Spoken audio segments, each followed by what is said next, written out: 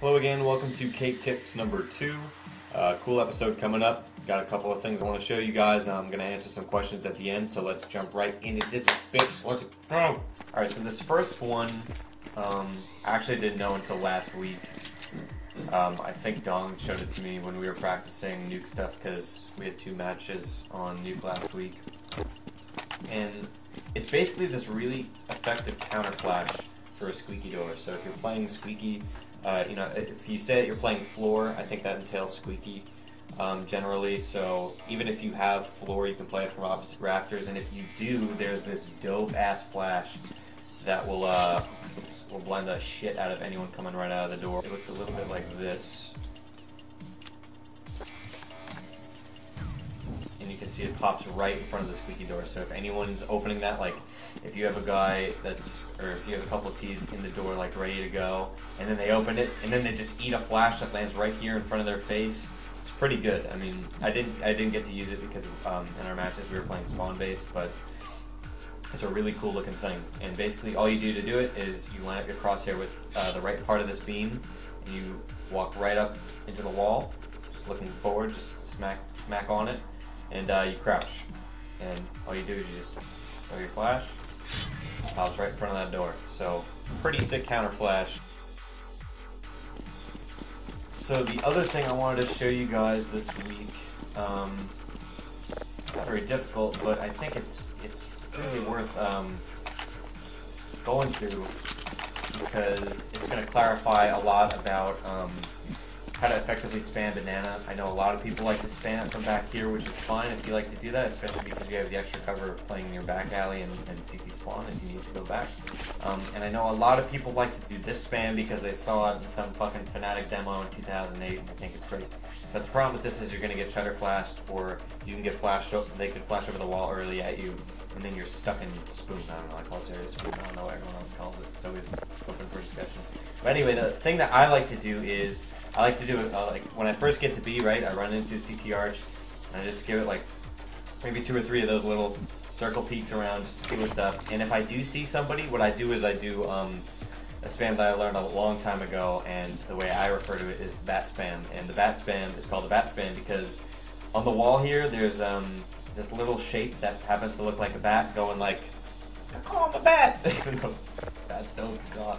So what I do is I plow my face into this corner, right? And then see, like, it totally looks like a bat. Look, I can see the fucking teeth on it. But anyway, I put my crosshair on like the bottom left part of that wing. If you can see it, like this whole area is a wing. There's the head and there's the other wing. I go for the left wing and I go for the bottom left part of that, and I can basically just spam a clip into it and kind of pull down just a little bit. And what that does is it goes like right out into the middle of where people actually go. And the problem with most banana spams that I see is that they all are directed towards lining up with this wall, but realistically, like when you think about it, it's cool that you've lined a spam up with a wall. Like that's really great. I think you're awesome, but I don't think that any terrorist walks up banana like this. I have never seen that ever, and if that happens, then you need to get out of whatever league or whatever pub you're playing in. So what I believe most T's do when they're walking up banana is they try to stay as far left as possible, and what that leads a lot of people to do is pick from here. If they get up to the box and then they want to advance, they're gonna have to go around the box, and then once they're up to here and they've cleared, a nothing box or whatever, they gotta pull out to the front of headshot. And the perfect way to spam for any of those more realistic, I think, areas is to do the bat spam. And the bat spam hits all of those areas at once. So I think that spam is more beneficial because it's more realistic that a T's going to be walking in that part of banana than against that wall.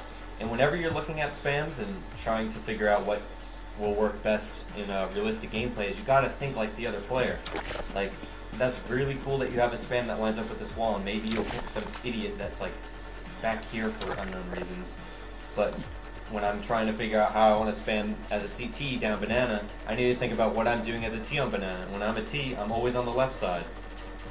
So I think that practical application of using your opponent's mindset will help you to better determine what you should do on the opposing side for whichever half you're playing. Alright, so that was some good stuff. I'm excited to see what happens with that first strat especially, but that second strat should just hopefully help you in your normal scrims and pugs and even matches, just to help you do a little bit more damage on banana. So now that we're done with that, let's move on to the 3 user-submitted questions. I'm going to be taking them from Facebook and from YouTube this week. Gotta find where I put the questions. Found them. Loading all the comments. Well, just going to get them. That's a lot of questions. How am I going to pick one? I don't know yet. Let's pick one. Pat Rose, familiar name on Facebook. Thanks for the question, Pat. He asks, what did you enjoy more, Counter-Strike before or after the introduction of Steam? Also, what is your favorite version of the game? Example, 1.4, etc. I don't know what version I played first. I started playing Counter-Strike the summer going into the 6th grade. I don't know when the fuck that was, and I can't remember that far. I just remember playing it. But I'm assuming it was 1.5, and I hated Counter-Strike when I first started playing it. I thought it was really annoying. I thought it was a stupid game. But all of my friends from school played it, so I just kept playing it, and I wanted to beat them, and eventually I did, and then they all quit, and then I just kept playing online, and that was cool too. But I don't really remember any other versions of Counter-Strike if I played them, so I don't really know what the difference is, sorry. Lucas Oswald from Facebook, also a very familiar name, thanks for your question, I read all your comments. He asks, what are your favorite special wallbang spots? I really love, there's this one that's in a lot of my clips. It's on Dust 2, it's a T-side one. It's by the big ramp outside of B tunnels, really close to T-spawn. And you do it with an AWP, and it basically shoots right into B double doors when CTs are running into the site to play it.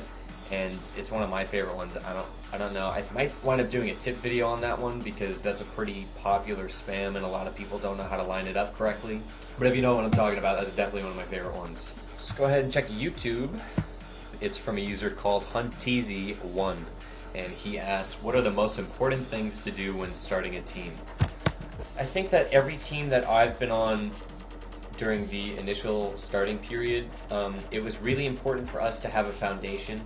And by foundation, I mean it's really important to have a core group of friends that wants to do the same thing, which is, you know, succeed or just have fun. I think that having 2 or 3 people that has the same goals as you, the same mindset as you, they're not too egotistical and they're able to get into game and have fun and do well or whatever. I think having that foundation while you're starting a team is fantastic. Thanks again for all your feedback on the episodes. Thanks for your questions. Thanks for your comments. Thanks for your messages. Appreciate it all. It's all great.